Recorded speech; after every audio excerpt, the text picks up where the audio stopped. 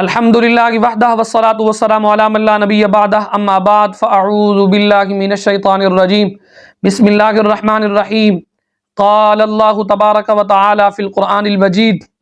وللہ علی الناس حج البیت من استطاع الیہ سبیلا صدق اللہ العظیم۔ عزیزان من، آج کے ہمارے درس کا عنوان ہے حاجی جب حج کے لیے جائے اور جب بیت اللہ شریف کے اندر حاضر ہو، سب سے پہلی نگاہ جو اس کی بیت اللہ شریف کی جانب پڑے تو وہ کون سی دعا مانگے؟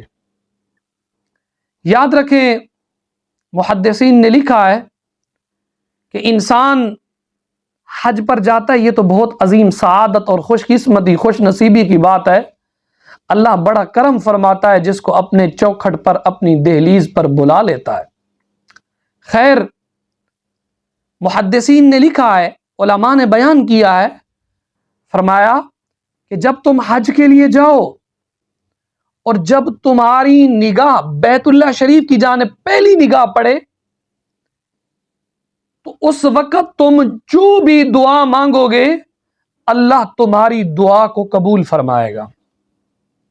تو اس کا طریقہ کار یہ ہونا چاہیے کہ جب انسان بیت اللہ شریف کے اندر داخل ہو، جیسے بیت اللہ کی جانب نگاہ جائے فوراً رک جائے اور نگاہ کو بھی روک لے اور اللہ کی بارگاہ کے اندر دعا کرے، اللہ کی بارگاہ کے اندر گڑ گڑائے، اللہ کی بارگاہ کے اندر معافی مانگے، اللہ کی بارگاہ کے اندر بار بار بیت اللہ شریف کے حج کی حاضری کی فریاد کرے، درخواست کرے، اللہ ضرور دعا کو قبول فرماتا ہے۔ لیکن دیکھیے، ہر بندے کا اپنا انداز ہے دعا کرنے کا۔ کوئی جاتا ہے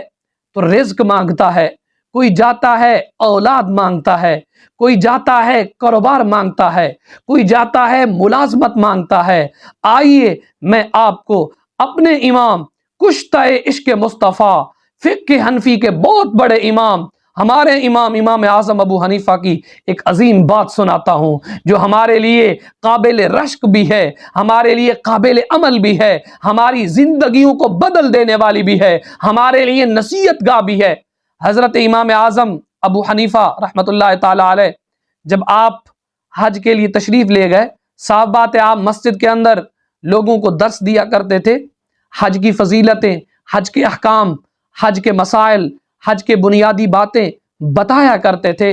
صاف بات ہے حج کے مسائل آئیں گے تو معاملہ بنے گا، حج کے مسائل کا پتہ ہوگا تو انسان جا کر تبھی حج کو صحیح طریقے سے ادا کرے گا۔ اگر حج کے مسائل کا پتہ نہیں ہے تو انسان مسائل سے نہ واقف ہوگا، نہ بلد ہوگا، تو وہ حج کے ارکان، فرائض، واجبات کو کیسے ادا کرے گا؟ تو امام صاحب رحمۃ اللہ تعالی علیہ اپنی مسجد کے اندر حج کے مسائل کے متعلق درس دیا کرتے تھے۔ اتفاق سے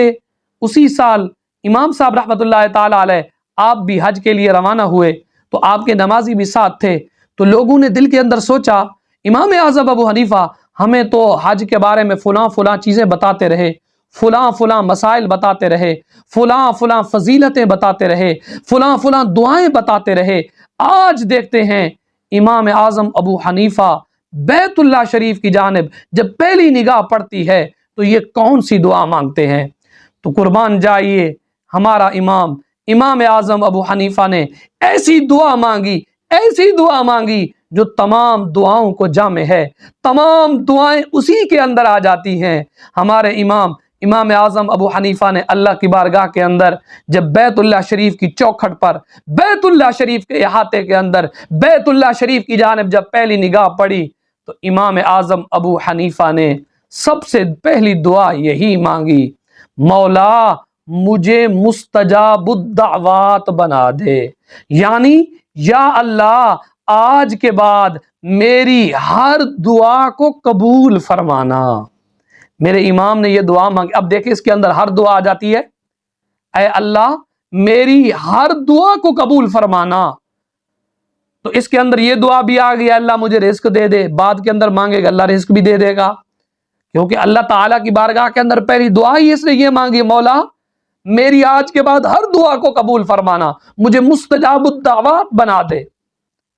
تو انسان رزق مانگے گا، صحت مانگے گا، کاروبار مانگے گا، جو بھی نیک عمل مانگے گا، اللہ کی بارگاہ کے اندر 5 وقت کا نمازی بننے کی سعادت مانگے گا، اللہ کے گھر کی صفائی کرنے کی سعادت مانگے گا، اللہ کے گھر کے ساتھ پیار کرنے کی سعادت کا طلبگار ہوگا، تو اللہ ساری دعائیں قبول فرمائے گا۔ تو یہ دعا ہمارے امام اعظم ابو حنیفہ نے مانگی، اور دعا یہی مانگی، مولا مجھے مستجاب الدعوات بنا دے۔